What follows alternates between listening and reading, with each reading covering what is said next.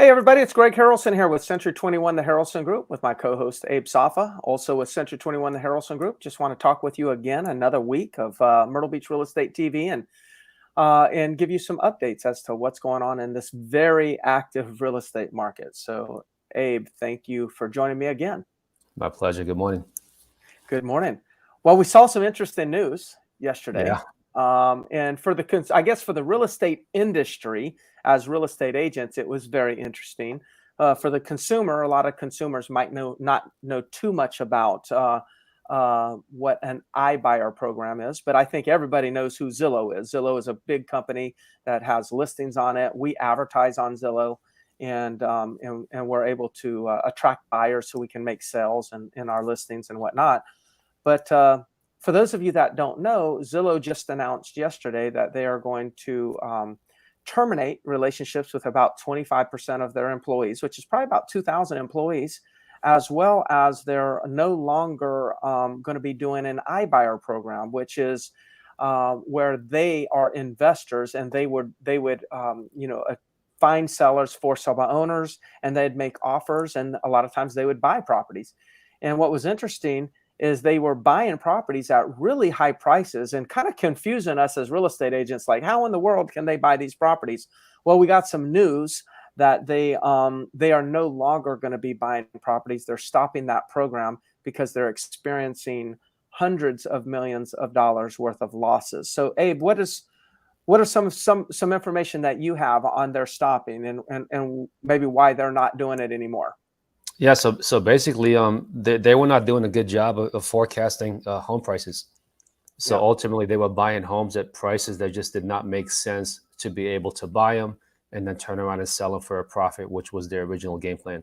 Obviously, the way the market's been the last 6 to 18 months, there just wasn't room for them to purchase. So they were overpaying basically. But now, as far as what that means to the consumer is, I mean, I'm sure a lot of you people out there are seeing more and more ads of, look, we'll buy your home or we'll make you an offer. So that's what an iBuyer program is. You know, there's multiple companies out there that will just buy your home from you. So Zillow is going to be out of the picture at this point of doing that anymore. I actually think it's possible that a few more may be out of the picture. You know, there's a couple, what's interesting, I think a lot of times, especially in a very active market like we're in right now, sometimes consumers think that you can just kind of do it yourself, and you can sell your property on your own. But a lot of times people start taking some important tasks on their own and they make mistakes. And a local real estate agent does have a lot of value. We understand the market. We understand locally what's going on. We understand the pricing for repairs, whether or not you can even get laborers to come and do these repairs, because that was a problem also. They were miscalculating what they could pay because they miscalculated what they thought the future price was. And then they actually couldn't get labor to fix up the houses. So now the home sat and it became problematic. They started losing money. Well, a good local real estate agent will kind of have their finger on the pulse, and we'd know that stuff and could advise you all better. So that's, I guess in the end, Zillow's not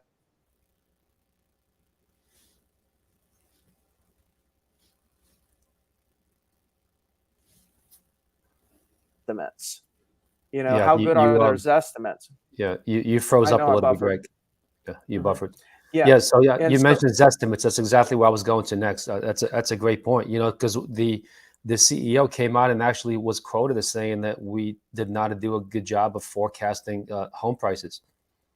I mean, so a lot of people look at the Zestimate, and look, I look at the Zestimate for every single property, but you can't use that as a judge or a gauge of what the home is worth. That's just one variable that people should be looking at.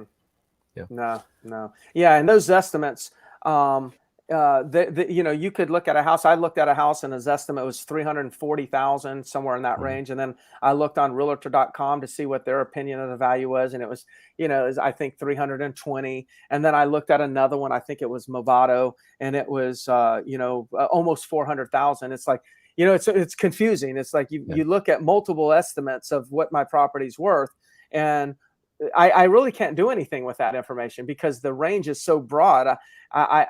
That's not something I can use. So if anybody ever does want to know what their property's worth, reach out to us. We'll give you a free estimate. We'll kind of share with you where the market is. No strings attached. Just know that we'll do that. I know we're going to talk about some condos today, Abe. So let's dive into that. Yeah, I really would like to focus on the condo market. We'll hit a little bit on the housing market just to kind of have a reference point. But really, the main focus today is going to be the condo market because it's really taken off the last couple of months. Let me, it's up on my screen right now. Let me get access to that. So right now, let's start off with single family homes. So this is the inventory of single family homes, what the number of months supply of inventory on the market. So right now, as of the end of October, there's a 1.3 month supply of inventory. That means if no homes hit the market, okay, and we had to sell what we had, it would take us 1.3 months to clear out the entire inventory, which is an extremely low number. It's still a very heavy seller's market. But look at what's interesting. We actually bottomed out back in April, Greg, and you and I have talked about this quite a bit. Yes. So back in April and May is when we were getting 20, 30 offers on properties and stuff was selling in a matter of minutes. Now, the market is still really hot, so stuff is still selling. It's just not as crazy as it was back in April and May. But look at what happened to the inventory. So, and this is only a 12-month, a 1-year graph.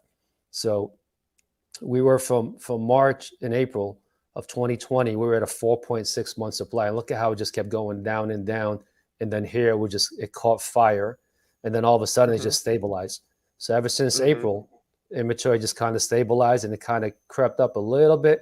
And it's just somewhere in the 1.3, 1.4 month range since then. Okay. But still, you know, when you look at last year, look at this number.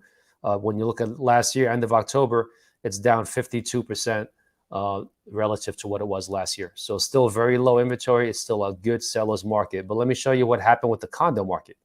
Okay. So you see how we bottomed out in April here. Look at what happened with condos.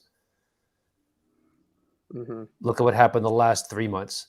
Now we're down to a 0.7 month supply of inventory. That's 21 days.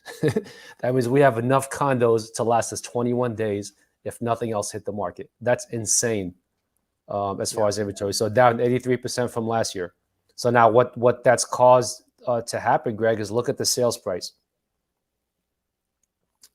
Look at what happened over the last 3 months. So at July, this is the median sales price for condos in the entire market.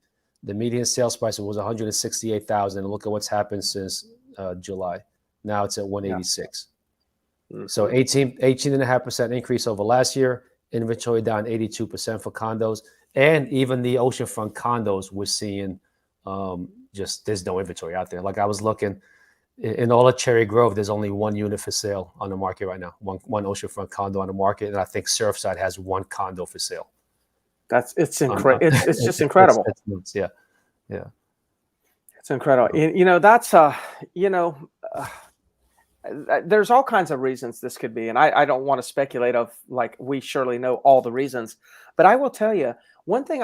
In all my 25 years, I've never seen so many people talking about buying a condo to put it on a short-term rental program like Airbnb and VRBO. Like these are like owners that are saying, you know what?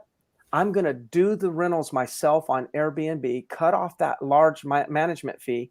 And they're actually seeing some returns because rentals have been a lot better this year in the last year than they have been in previous years. So the rentals have been strong. So the revenue is increased and they're cutting expenses by cutting out the rental manager.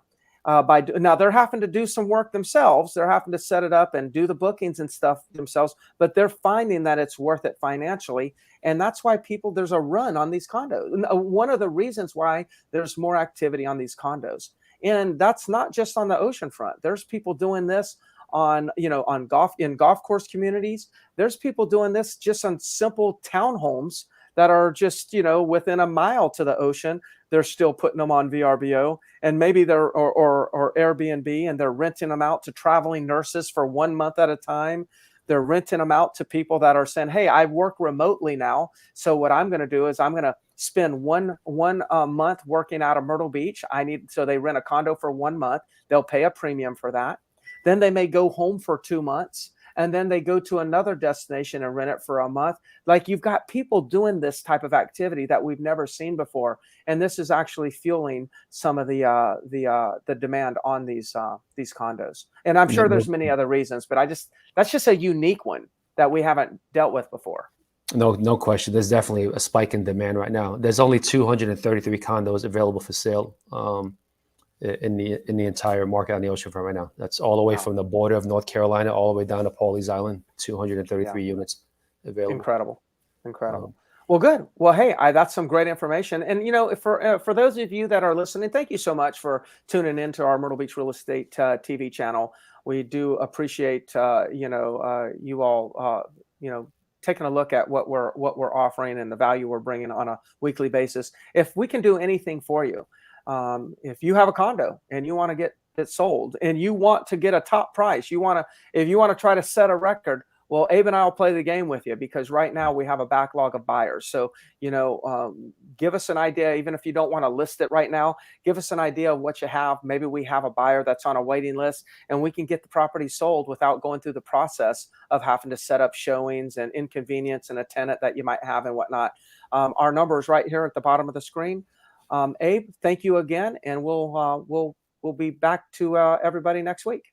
Enjoy it, Greg. Take care. All right. Bye-bye.